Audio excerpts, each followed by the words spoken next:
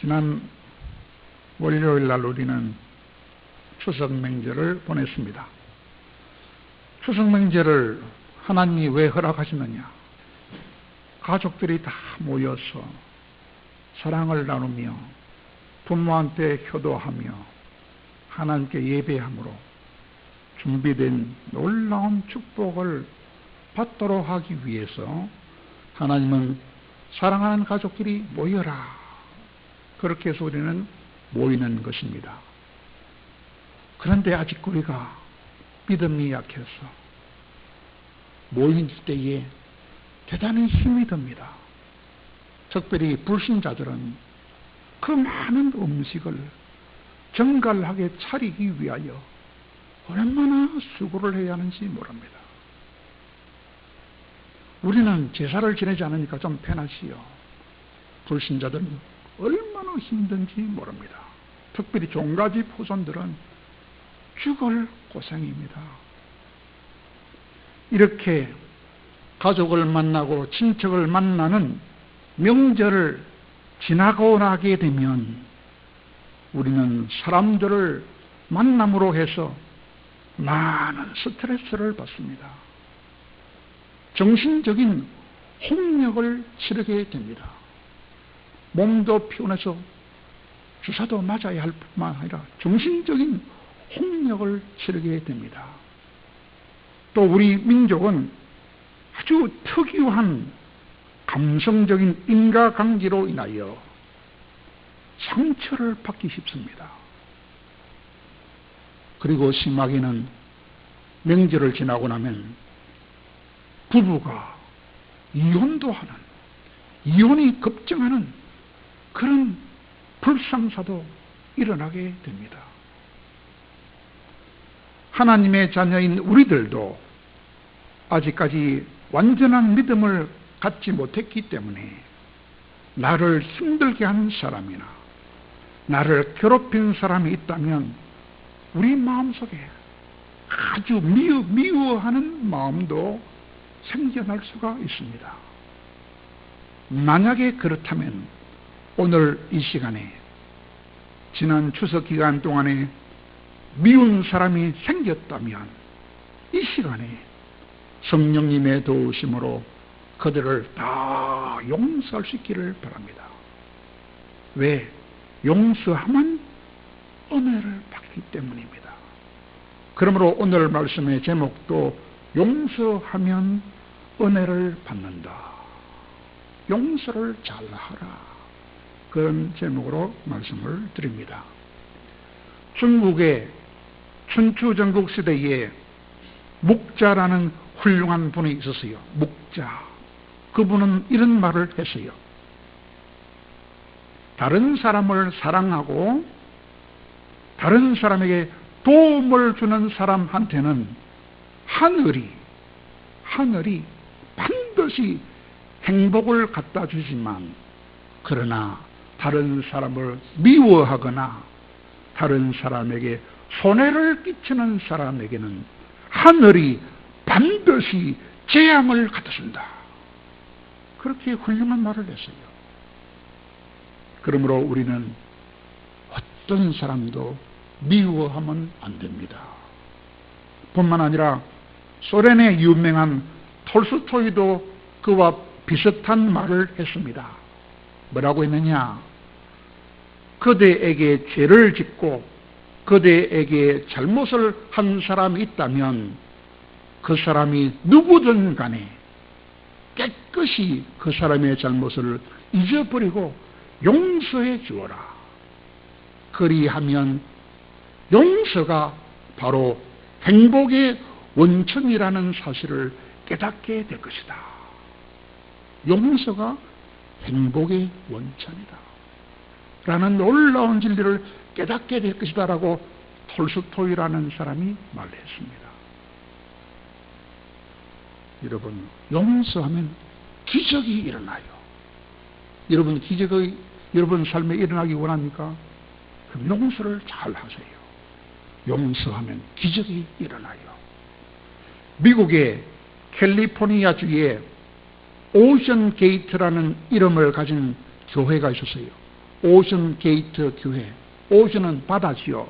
게이트가 문이죠. 바다로 들어가는 문 바로 입구에 있는 교회라요.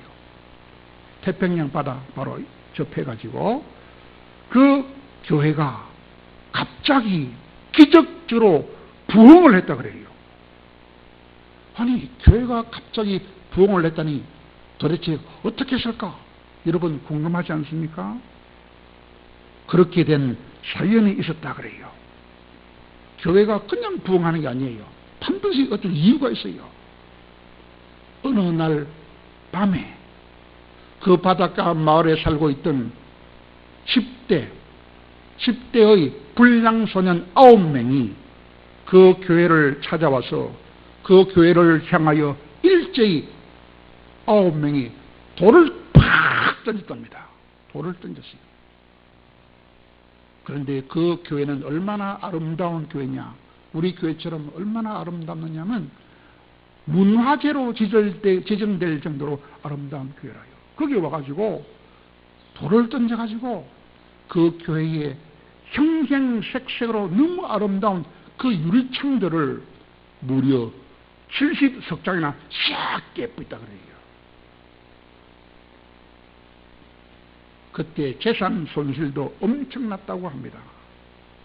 그러자 당연히 그 소년들은 경찰에 체포를 당하고 모두 법원으로移送되었다고 합니다.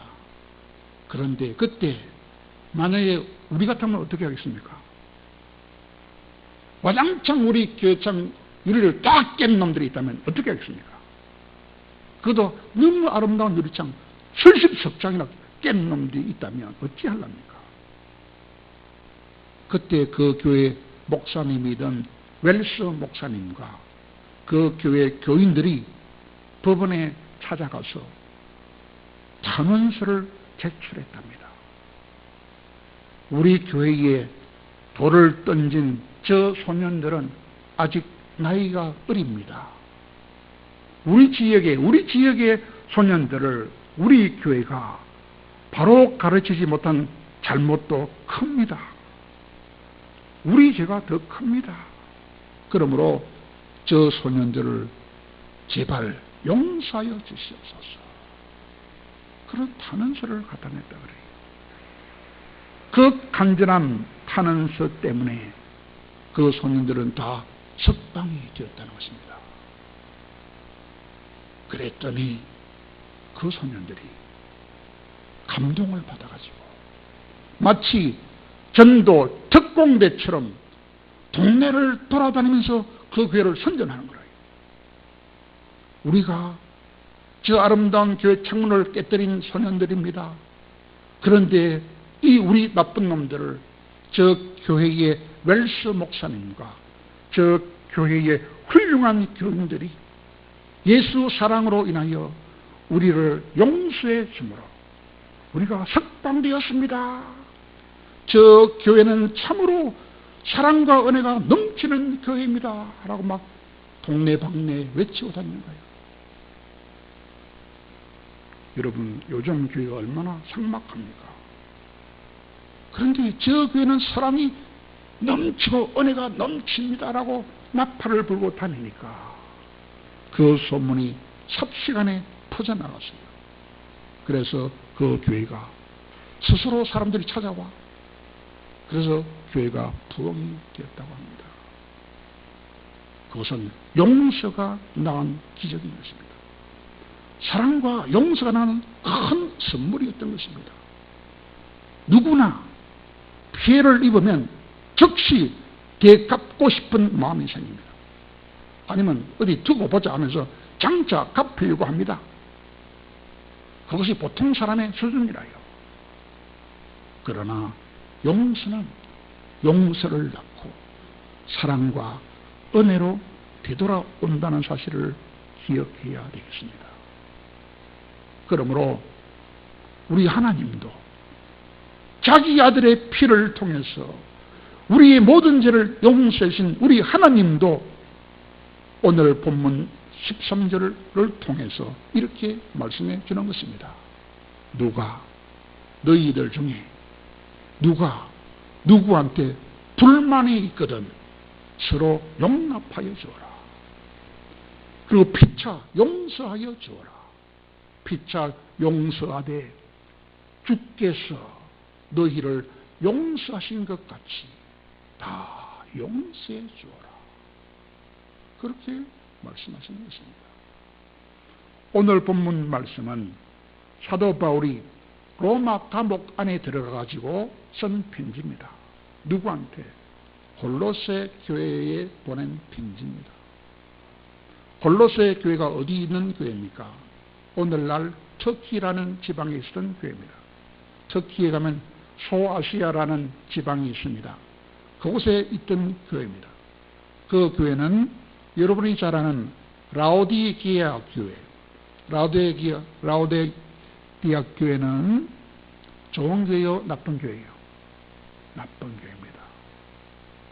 그 교회에서 50리 떨어진 곳에 있었던 교회인데 누가 세운 교회냐? 사도 바울이 3차 여행을 하고 있던 도중에 사도 바울의 제자인 에바브라라는 사람이 설립했던 교회입니다. 그 교회에 보낸 편지가 골로새서입니다. 이 골로새서의 특징이 뭐냐? 기독론을 강조하는 것입니다. 기독론을 강조한다는 말이 무슨 말입니까? 오직 예수만 섬겨야 한다 그 뜻입니다. 그 말은 우상을 섬기면 안 된다는 뜻입니다. 왜? 골로새 거기는 로마의 다신교 우상들이 많은 교회였어요. 곳이었어요. 우상을 섬기면 안 되고 오직 예수만 섬겨야 한다는 뜻입니다. 또 거기는 누가 살았느냐? 유대인들이 많이 살았어요. 유대인들은 유대교를 믿지요. 그러면 우리 기독교하고 다릅니다. 유대인들은 예수를 안 믿어요. 근데 그 유대인들은 그곳으로 로마 정부에 의하여 강제로 2,000명이나 그곳으로 강제로 이주당한 사람들이 2,000명이나 그곳에서 살고 있었어요. 그들이 기독교인들을 얼마나 핍박했든지 그들에게 오직 예수님만 믿어야 됩니다 라고 강조하기 위해서 골로새서는 기독론을 강조합니다. 그리고 또한 바울은 그들에게 뭐라고 오늘 본문에 썼습니까? 긍휼의 마음을 가져라.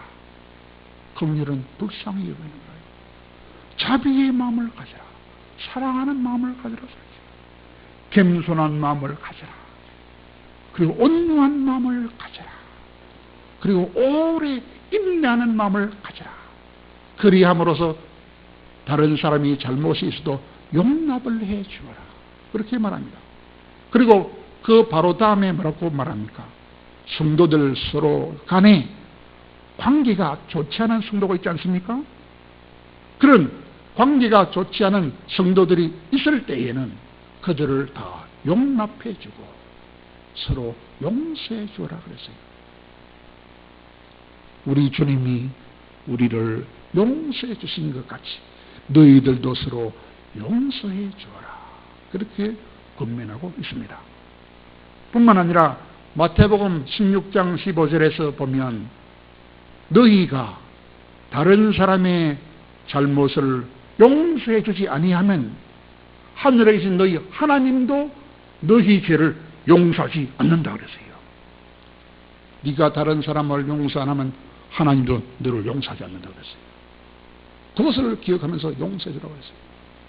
뿐만 아니라 잠언 19장 11절에 보면 다른 사람의 허물을 용서해 주는 것이 나의 영광이 됩니다. 그러므로 내가 영광 받기를 원하면 먼저 다른 사람의 허물을 다 용서해 줘야만 그런 사람만 하나님의 영광을 받을 수 있다고 했어요. 그러므로 너희들은 서로 용서해 줘야 한다고 말씀하고 있습니다. 골로새 교회 교인들이 그들을 핍박하던 유대인들의 핍박에도 불구하고 그들을 용서해 줬어요. 이 말씀에 따라 또한 그들의 죄를 그리함으로써 골로새 교인들도 죄를 용서받았습니다. 그와 마찬가지로 우리도 이 하나님의 말씀처럼 원수까지도 용서하면 우리 죄도 용서받을 수 있다는 사실을 믿으면서 그런 믿음으로 용서하면서 살아가는 우리가 되기를 바랍니다. 그런데 말입니다. 그것이 쉽지 않습니다. 용서하는 일이 쉽지 않아요. 견디기 힘든 미운 감정이 솟아나지 않습니까? 불타는 복수심이 솟아나지 않습니까? 그때 어떻게 그들을 용서한단 말입니까? 보통 사람들 입에서 나오는 말이 뭐라고 합니까? 절대로 저놈은 용서할 수 없어요. 절대로 그것만은 용서 못합니다. 이게 보통 사람의 심정입니다. 어떻게 그때 용서할 수 있습니까? 용서하는 것은 하나밖에 없어요. 오직 하나님의 말씀에 붙들려야 해요. 오직 성령에 붙들려야만 용서할 수 있습니다. 특별히 말씀 중에 어떤 말씀입니까? 다른 사람을 용서하지 않으면 니도 용서받을 수 없다. 그 말씀을 붙잡으면 용서할 수 있습니다. 네가 용서하면 그때야 비로소 너도 영광을 얻을 수 있다. 다른 사람의 모든 죄를 용서 안 하면 너는 영광을 얻을 수 없다. 그 말씀을 붙잡으면 내가 영광을 얻기 위해서라면 어떤 것도 하지 않습니까? 내가 진짜 영원한 영광을 얻기 위해서는 다 용서해야 되는구나. 그 말씀을 붙잡으면 어떤 악한 사람도 다 용서해 줄 수 있습니다. 그러므로 초대교회에서도 말씀대로 용서하지 않았던 사람들은 다 망했어요. 지 감정 따라 용서 못한다! 그런 사람은 지가 다 망했어요. 그러나 말씀대로 용서해 줬던 사람은 다 하나님의 은혜를 많이 받았습니다. 그러므로 우리 마음속에 누구를 향하여 아주 미워하는 마음이 생겨날 때에 우리는 계속 그 미워하는 감정에 사로잡혀 살지 말아야 하는 것입니다. 화가 나서 했던 일은 다 실패로 돌아갑니다. 여러분, 인류 역사상 아주 넓은 땅을 정복했던 왕들이 많지요. 그 중에 10손가락 안에 들어가는 사람이 있었어요. 얼마나 땅을 많이 정복했던지. 그 중에 한 사람이 몽고의 누구지요? 징기스칸이었습니다. 징기스칸은 사냥을 나갈 때마다 항상 손에 뭐를 한 마리 데리고 다녔을까? 매를 한 마리 가지고 다니면서 사냥을 했다 그래요. 몽골 사람들 매를 사냥을 하잖아요. 그는 매를 너무너무 사랑했어요. 마치 친구처럼 여기면서 길렀다고 합니다. 그러다가 하루는 매를 데리고 사냥을 하고 집으로 돌아오고 있었다 그럽니다. 그때 그는 손에 들고 있던 매를 공중으로 싹 날려보내고는 그는 목이 너무 말라가지고 물을 찾고 있었다고 합니다. 왜? 너무 가물어서 개울물은 다 말라 있었지만 그러나 바위 틈에서 뚝뚝 떨어지는 물을 석간수를 하는데 돌석자, 사이간자겠죠. 돌 틈에서 떨어지는 물을 발견할 수 있었다 그래요. 그래서 그가 바위 틈에서 떨어지는 그 물을 잔에 받아서 마시려고 하는데 난데없이 세찬 바람소리와 함께 자기가 놓아주었던 그 매가 날아와가지고 잔을 들고 있던 자기 손을 탁 쳤다는 거라, 매가. 그런데 한 번도 아니고 여러 번 쳤는 거라요. 그래가지고 잔을 땅에 탁 떨어뜨리는 거예요. 누가? 자기가 길렀던 매가 말입니다.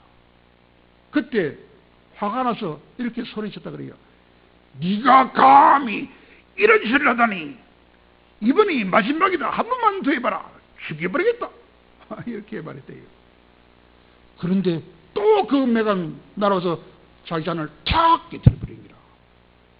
이제 못 참아요. 그때 참아야 되겠어요? 안 참아야 되겠어요? 이제는 못 참았어요.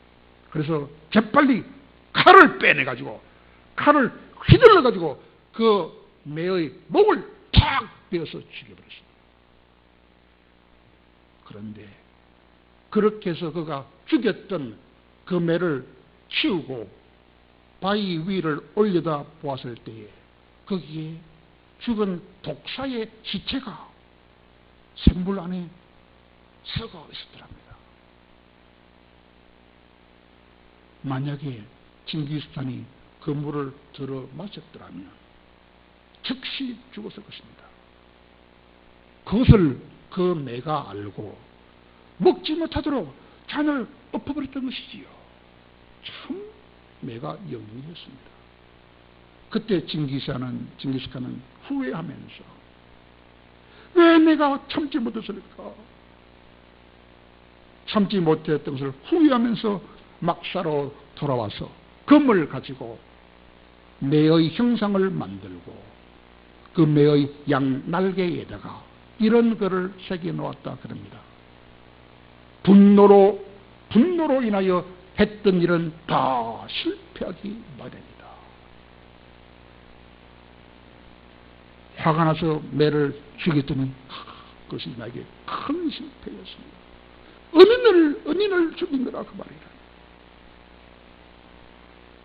여러분, 그래도 화를 내고 그래도 남을 미워하겠습니까? 그러므로 어떤 사람이 아무리 미워도 오래 참으면서 분노를 삭히시고 마음속에 분노를 품지 마시고 화를 내지 마시기를 바랍니다. 왜냐하면 노하기를 더디하는 것이 사람의 설기요 남의 허물을 용서하는 것이 나의 영광이 된다라고 잠언 19장 11절을 통하여 지혜의 말씀을 솔로몬을 통하여 들려주고 계시기 때문입니다. 그렇다면 마지막으로 우리가 정말로 힘써야 할 일이 무엇입니까? 여러분, 예수를 믿는 사람이 가장 힘써야 할 일이 무엇입니까? 예수님을 닮아가는 것입니다. 예수님을 점차로 50%, 60%, 70%, 80, 90, 99.99% 예수님을 닮아가야 하는 것이 우리가 가장 힘쓸 일입니다. 그런데 어떤 주님을 닮아야 합니까? 우리를 자기 피를 쏟아가면서까지 우리를 용서하여 주심으로써 최고 영광을 얻으셨던 그 주님을 닮아가야 하는 것입니다. 뭘 닮아요? 용서해 주어야 영광을 얻는다. 그것의 그 진리의 본보기가 되셨던 그 예수님을 닮아가야 하는 것입니다. 그러므로 우리들도 그 어떤 원수도 용서해 줘야 하는 것입니다. 그리하면 놀라운 은혜를 주시고 최고의 영광도 얻을 수 있는 것입니다. 여러분, 최고의 영광을 얻기 원합니까? 그러면 다 용서하십시오. 놀라운 은혜를 얻기 원하십니까? 그러면 다 용서하시기를 바랍니다. 우리를 주님이 용서하셨기 때문에 우리 주님도 최고 영광을 거두신 것입니다. 그 용서할 때 아무 때나 용서하면 안 돼요. 어떻게 용서해야 되느냐? 아주 지혜롭게 용서해야 됩니다. 중국의 춘추 전국 시대에 초나라라는 나라가 있지요. 그 나라에 장왕이라는 이름을 가진 왕이 있었어요. 그 왕이 잔치를 베풀고 장수들을 초대했다고 합니다. 그 장왕은 사랑하는 첩을 두 단어로 뭐라 그랬죠? 애첩을 거느리고 술 좌석에 앉았다 그래요. 본마누라는 뒤로 제쳐놓고 애첩을 옆에 놨고 술자리에 앉았어요. 그때 그 자리에 참석했던 장수들 중에서 아주 젊은 잘생긴 장군이 있었는데 장왕이 아니고 장웅, 수컷 웅자겠죠. 장웅이라는 젊은 장군이 그 왕의 사랑하는 첩, 애첩을 보고 그만 그 아름다움에 넋을 잃었다 그래요. 이야, 저렇게 볼 수 있나? 넋이 빠져버렸어요. 이러면 문제가 생깁니다. 그러니까 욥은 예쁜 여자는 쳐다보지도 마라 그러잖아요. 밤늦게 까지 술을 마시는 가운데 갑자기 세찬 바람이 불어와가지고 연회장에 불이 다 꺼져버렸어요.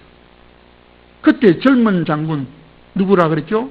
장웅이라는 이놈이 술김에 용기가 나가지고, 잘못된 용기가 나가지고 그 왕의 애첩한테 접근해가지고 그 첩을, 왕의 첩을 와락 끌어 안았다 그래요. 난리 납니다 이제. 그러자 애첩은 비명을 질렀어요. 비명을 지르면서 그 젊은 장수의 투구에 달려있던 금수를 확 잡아댔다 그랬어요. 그리고는 이렇게 소리쳤어요. 나를 희롱한 자는 투구에 금술이 끊어져 있습니다. 이렇게 소리쳤어요. 이렇게 되면 누구의 금술이 끊어졌는지는 불만 켜면 금방 밝힐 수 있지 않습니까? 그러면 그놈의 목은 당장 날아가게 될 것이 뻔한 일이었습니다. 그때 그 장궁은 이제 나는 죽었구나. 괜히 너무 여자를 안았네. 너는 죽었구나. 얼마나 발발발발 떨었겠습니까? 그런데 그때 그 장왕은 참 지혜로운 왕이라요. 그때 뭐라 했느냐? 불을 켜지 마라 그랬어요. 불을 켜지 말아라. 불 켜는 일을 중단시켰어요. 그리고 그 자리에서 명령을 했어요. 이 자리에 모여있는 모든 장군들은 즉시 각자의 투구에 달려있는 금수를 떼어서 나에게 바쳐라. 캄캄한 도중에 다 때려갔어요. 그러니까 캄캄한 데서 금수를 뗐기 때문에 불을 켜도 누가 그랬는지 전혀 알 수가 없어요. 몇 년 뒤에 그 장왕이 진나라의 공격을 받아서 죽음의 경지에 빠졌을 때에 자기 군대는 한 명도 없어. 다 도망가 버리고 적들만 자기를 쫓아올 때에 그때 그는 이제 나는 죽었구나 그랬지요. 그런데 그때에 한 장군이 목숨을 걸고 따라와가지고 그 왕을 보호해 주었다는 것입니다. 누가 그랬을까요? 몇 년 전에 그 왕의 애첩을 깨하는 중한 죄를 용서받았던 바로 그 장웅이라는 장군이 목숨을 걸고 싸워서 왕을 보호해 주었다 그 말입니다. 자기 생명보다 더 아끼는 여자를 손을 댄 놈이라면 당장 칼로 그 목을 베어야 하지 않겠습니까? 그러나 지혜로운 자는 다르다 그 말입니다. 지혜로운 자는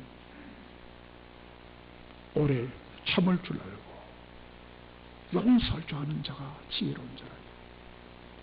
지혜로서 용서해 주자.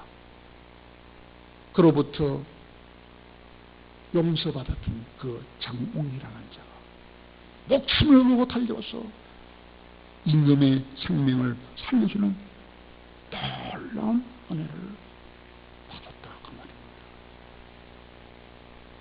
사랑하는 여러분, 골로새 교회의 성도들은 이런 바울의 권면을 듣고 피차 용서해주는 교인들이었어요. 그러므로 골로새 교회는 참으로 은혜로운 교회가 되었다고 합니다. 우리들도 바울을 통해서 주신 이 말씀을 받아들여서 우리도 말씀에 붙들리고 성령에 붙들려서 성도들 간에 혹은 다른 사람끼리라도 아무리 미운 사람이라도 절대로 미워하지 말고 지혜롭게 용서해 줌으로써 은혜를 받으시고 영광도 얻을 수 있는 우리 교회가 되기 할 뿐만 아니라 그 결과 은혜와 사랑이 넘치는 교회가 되고 사랑과 은혜가 넘치는 가정이 될 수 있도록 축복해 달라고 기도하는 우리들이 되기를 바랍니다.